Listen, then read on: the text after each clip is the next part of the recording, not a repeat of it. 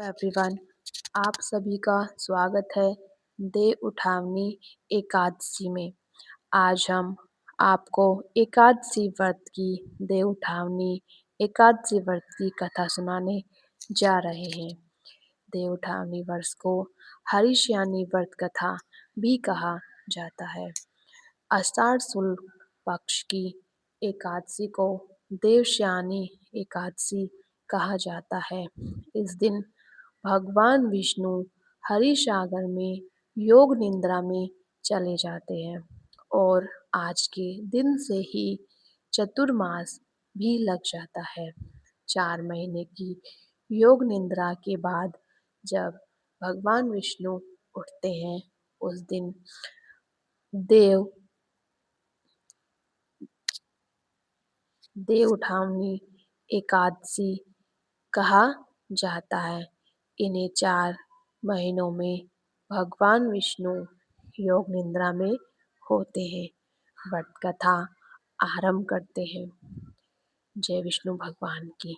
प्राचीन समय में सूर्यवंशी राजा मगधा अपनी प्रजा के साथ सुखपूर्वक राज्य करते थे।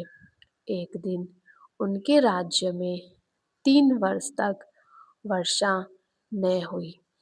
अकाल पड़ गया। वर्षा में न होने की वजह से अन्न जल पैदा नहीं हुआ। संकट उत्पन्न हो गया। राज्य पर संकट आ गया। तभी सारी प्रजा दुखी होकर मगधा राजा के दरबार में पहुंची।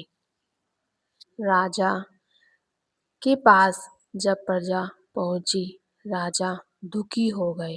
राजा उसी समस्या के समाधान को लेकर इधर उधर घूमने लगे। समाधान की खोज में जब वो वन में पहुंचे, वहां उनकी मुलाकात महर्षि अंगिरा से हुई।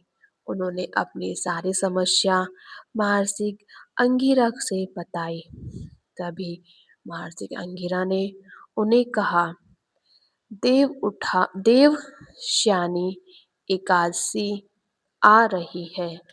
आप सभी राजा रानी और अपनी प्रजा से कहना, सभी श्रद्धा पूर्वक देवशयानी व्रत करें और अपनी प्रजा से करवाएं। राजा ने यह सुनकर थोड़ा अपने आप को शांत करते हुए अपने महल लौटे और वहाँ उन्हें सभी प्रजा को बुलाया। प्रजा के साथ ये सारी बात बताई। सभी ने उस दिन अगले दिन से जब देवशयानी व्रत आया, तो सभी प्रजा ने, सभी राजा रानियों ने ये बड़ी श्रद्धा पूर्वक भाव से देवशयानी व्रत किया। जब उन्होंने इतनी श्रद्धा पूर्वक देवशयानी व्रत किया, तो भगवान विष्णु प्रसन्न हुए। जब भगवान विष्णु प्रसन्न हुए, तो उन्होंने प्रसन्न होके उस राज्य में वर्षा की।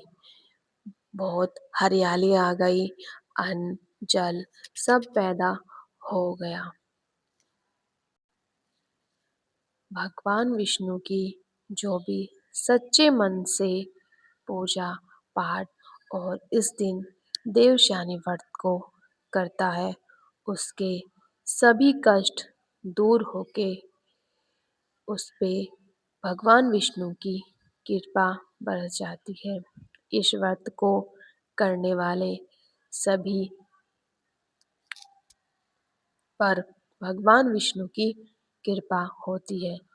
इस दिन से चतुर्मास आरंभ हो जाता है। इस दिन ये दिन 4 महीने जो होते हैं, इस दिन हमें सभी को, व्रत करने वालों को भी और नहीं करने वालों को भी, कायदे में तो सभी को ये व्रत करना चाहिए।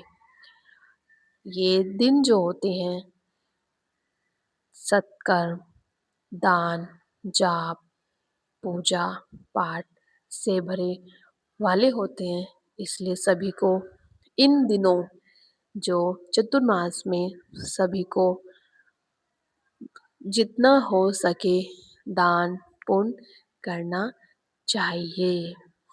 अब भगवान विष्णु की देवशयनी व्रत कथा यहीं समाप्त होती है। बोलो विष्णु भगवान की जय, लड्डू गोपाल की जय, माधव की जय। जिसने भी ये व्रत रखा है उन सबको देवशयनी की हार्दिक शुभकामनाएं। बोलो जय विष्णु भगवान की जय। सभी को नमस्ते।